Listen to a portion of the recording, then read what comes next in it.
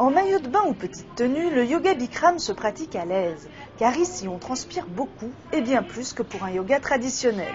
Imaginez, cette salle de gym est chauffée à 40 degrés, une petite étuve qui rappelle les chaleurs tropicales et qui permet d'éliminer ces toxines tout en profitant du relâchement musculaire. Donc 40 degrés, effectivement, c'est très chaud. Donc ça permet d'échauffer les muscles de l'extérieur et surtout les ligaments en fait. Et avec cet échauffement, on peut donc aller plus loin dans les pauses, un petit peu plus loin, pas énormément plus loin, mais on peut aller un petit peu plus loin dans les pauses et sans se faire mal surtout, donc sans se blesser.